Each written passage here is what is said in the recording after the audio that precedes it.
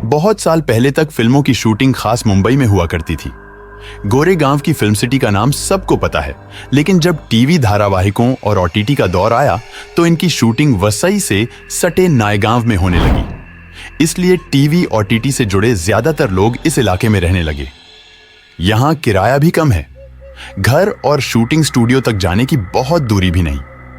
मनोहर शुक्ला और नैना महातो भी इसी इंडस्ट्री से जुड़े लोग थे।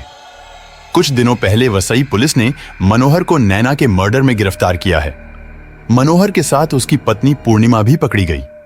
दोनों नैना की लाश को एक स्कूटर में रखकर ले गए। साथ में दोनों का 2 साल का बच्चा भी था।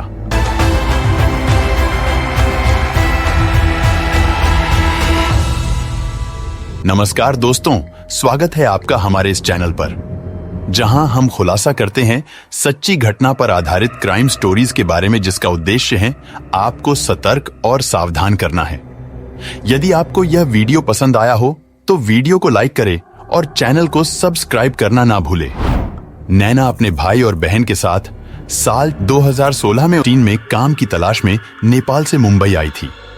तीनों नायगांव में सनटेक सिटी टाउनशिप में एक छोटे से घर में किराए पर रहने लगे और बाद में फिर अलग अलग जगह शिफ्ट हो गए।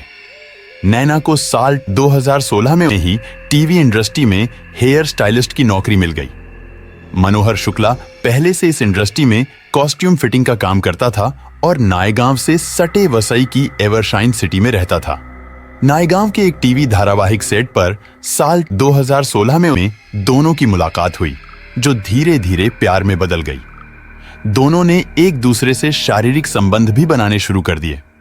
नैना को उम्मीद थी कि मनोहर शुक्ला उसी से शादी करेगा, लेकिन साल 2019 में मनोहर एक दिन अपने स्कूटर से नैना को विरार में जीवदानी मंदिर दर्शन कराने ले गया।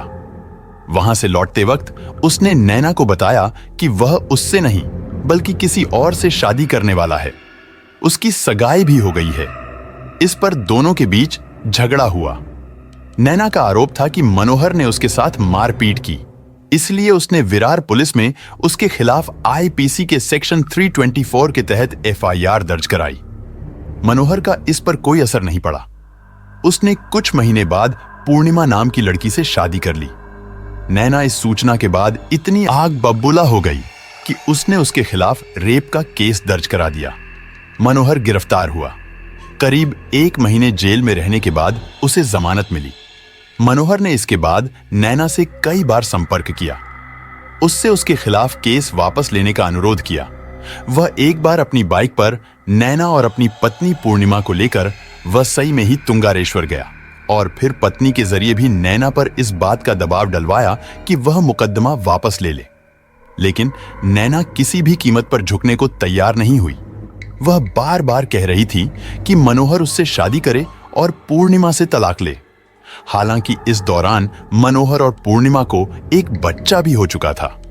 जब नैना किसी भी कीमत पर केस वापस लेने को तैयार नहीं हुई तो आरोप है कि तुंगारेश्वर से नायगांव वापसी के दौरान मनोहर और पूर्णिमा ने अपने स्कूटर को धीमा कर नैना को बीच रास्ते में ही धकेल दिया। इसके बाद नैना और भी आक्रामक हो गई और मनोहर को रोज धमकियां देने लगी। उसने 9 अगस्त को मनोहर को फोन किया कि अगर उसने उससे शादी नहीं की और उसे कोई अलग से फ्लैट नहीं दिलवाया तो वह जहर खा लेगी और फिर सुसाइड नोट में उसका नाम लिख देगी। इसके बाद मनोहर उसके घर गया। वहां दोनों के बीच फिर बहुत झगड़ा हुआ। आरोप है कि मनोहर ने उसके बाल पकड़े और फिर कहा कि तुम्हें जब मरने का शौक ही है तो मैं इसमें अब तुम्हारी मदद करता हूं। इसके बाद मनोहर ने नैना का सिर पकड़कर उसका मुंह पानी से भरी बाल्टी में डुबो दिया, जब तक कि उसकी मौत नहीं हो गई। इसके बाद उसने नैना की लाश को बिस्तर पर लिटा दिया और उसके घर की चाबी और उसका मोबाइल लेकर अपने घर आ गया। यहां आकर उसने अपनी पत्नी पूर्णिमा को बताया कि मैंने नैना का मर्डर कर दिया है। पूर्णिमा विश्वास नहीं कर पाई कि बात मर्डर तक पहुंच जाएगी। इसके बाद मनोहर ने पूर्णिमा को उसके साथ उसके स्कूटर पर नैना के घर चलने को कहा। साथ में दोनों अपने 2 साल के बच्चे को भी लेकर गए। बच्चे को बाहर कमरे में बैठाया और फिर खुद दोनों पति पत्नी ने अंदर बेडरूम में जाकर नैना का ही एक बड़ा सूटकेस खाली किया और उसमें लाश को बंद कर बिल्डिंग के नीचे आ गए। यहां उन्होंने स्कूटर में यह सूटकेस रखा और फिर 2 साल के बच्चे के साथ पति पत्नी गुजरात की तरफ निकल गए। उन्होंने वलसाड़ के पास एक सुनसान जगह पर सूटकेस को फेंक दिया और वापस वसई अपने घर आ गए।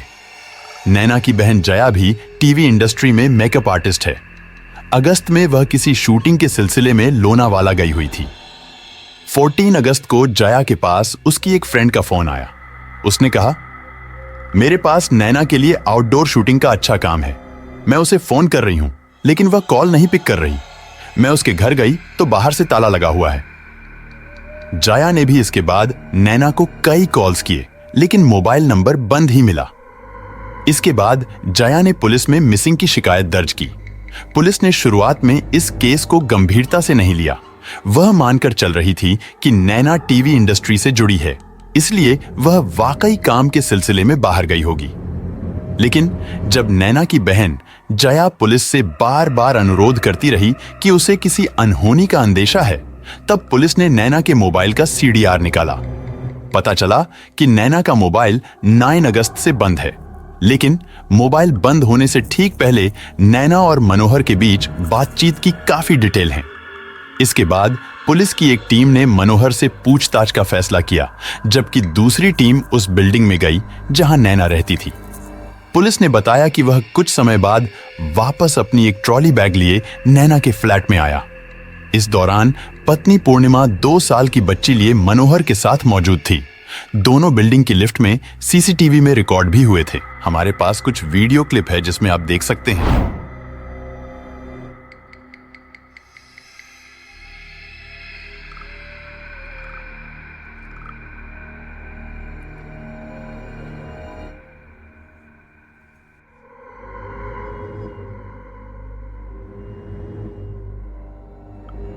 जैसा कि आपने CCTV कैमरा में रिकॉर्ड हुई फुटेज को देखा कि फ्लैट में पहुंचने के बाद मनोहर ने पत्नी पूर्णिमा की मदद से प्रेमिका नैना का शव नीले रंग के बड़े से ट्रॉली बैग में रखा और उसे स्कूटर पर रखते दिखे।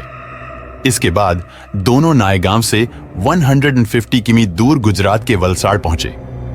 यहां पर नैना के शव वाला ट्रॉली बैग फेंक कर आ गए थे।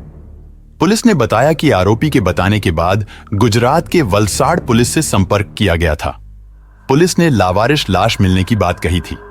साथ ही बताया था कि पहचान नहीं होने पर नैना के शव का अंतिम संस्कार कर दिया गया था। उसके हाथ पर एक टैटू बना हुआ था। नैना का वह टैटू उसकी बहन को दिखाया गया। उसने पहचान की है।